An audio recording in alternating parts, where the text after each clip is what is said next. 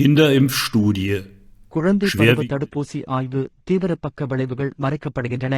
ஏறக்குறைய 93 இஸ்ரேலிய மருத்துவர்கள் குழந்தைகளுக்கு கொரோனா தடுப்பூசிகளை வழங்கக்கூடாது என்று கோரி கடிதத்தில் கையெழுத்திட்டுள்ளனர்.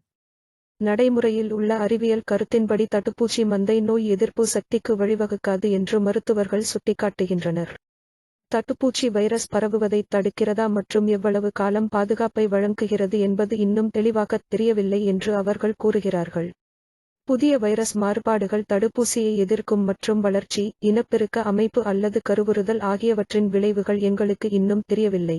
93 மருத்துவர்கள் எழுதுகிறார்கள். மேற்கோள்: குழந்தைகளுக்கு ஆபத்தில்லாத ஒரு நோய்க்கு எதிராக வெகுஜன தடுப்பூசி போடுவதன் மூலம் குழந்தைகளையும் ஆபத்தில் ஆழ்த்தக்கூடாது. அவர்களின் கருத்துப்படி, குழந்தைகள் விரைவாக இயல்பு நிலைக்கு திரும்ப வேண்டும் மற்றும் அடிக்கடி சோதனை மற்றும் தனிமைப்படுத்தல் முடிவுக்கு வர வேண்டும். வரை தடுப்பூசி போடுவதை அவசரப்படுத்த வேண்டாம், ஏனெனில் கொரோனா குழந்தைகளுக்கு எந்த ஆபத்தையும் ஏற்படுத்தாது என்று மருத்துவர்கள் கூறுகிறார்கள். உலகம் முழுவதிலுமிருந்து பல்வேறு நிபுணர்களின் எச்சரிக்கைகள் இருந்தபோதிலும், ஜெர்மனியில் உள்ள அரசியல்வாதிகள் மற்றும் ஊடகங்கள் குழந்தைகளுக்கு தடுப்பூசி போடுவதற்கான யோசனையை தீவிரமாக ஊக்குவிக்கின்றன. 12 முதல் 17 வரை வயதுடையவர்களுக்கான சமீபத்திய குழந்தை பருவ தடுப்பூசி ஆய்வின் அதிகாரப்பூர்வ புள்ளிவிவரங்கள் தெளிவாக பேசுகின்றன. பாய்சர் மற்றும் பாயோன்டேக் என்ற மருந்து நிறுவனங்களின் தற்போதைய தரவுத்தாள், தடுப்பூசி மூலம் பரிசோதிக்கப்பட்ட 1097 குழந்தைகளில் 80% பேர் பக்க விளைவுகள் இருப்பதாக புகார் கூறியுள்ளனர். 393 சோதனை நபர்களில், அதாவது மூன்றில் ஒரு பங்கிற்கு மேல், இந்த பக்க விளைவுகள் மிதமானவை.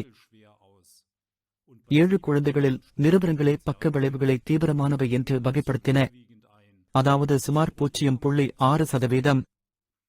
ஆய்வறிக்கையில் ஃபைசர் மற்றும் பயோஎன்டெக் எதிர்வினைகளை தீவிரமானவை என்று வரையறுத்துள்ளன. அவை தொடர்ச்சியான அல்லது குறிப்பிடத்தக்க இயலாமை அல்லது மரணத்திற்கு வழிவகுக்கும். இப்போது இந்த முடிவுகளை பார்க்கும்போது, உண்மையில் 1 மில்லியன் குழந்தைகளுக்கு தடுப்பூசி போடப்பட்டால், அவர்களில் குறைந்தது 6000 பேர் கடுமையான பாதிப்பால் பாதிக்கப்படுவார்கள். இந்த குழந்தைகளில் சிலர் இறந்துவிடுவார்கள். பால் எர்லிச் இன்ஸ்டிடியூட் வெளியிட்ட முடிவுகளின்படி, இதுவரை தடுப்பூசி பிரச்சாரத்தில் 56,400 தடுப்பூசி போடப்பட்ட நபர்களுக்கு ஒரு இறப்பு உள்ளது. இதன் பொருள், உத்தியோகபூர்வ புள்ளி விவரங்களின்படி, குழந்தைகள் மற்றும் இளம் பருவத்தினர் நோயால் பாதிக்கப்படுவதை விட தடுப்பூசி மூலம் இறப்பதற்கான வாய்ப்பு 3 மடங்கு அதிகம். இந்த அம்பலப்படுத்தும் உண்மைகளின் வெளிச்சத்தில், பல மாதங்களாக கொரோனா தடுப்பூசியை ஊக்குவித்து வரும் ஊடகங்களும் விமர்சனமற்ற அரசியல்வாதிகளும் அனைத்து நெறிமுறைகளையும் பொறுப்பையும் தூக்கி எறிவது போல் தெரிகிறது.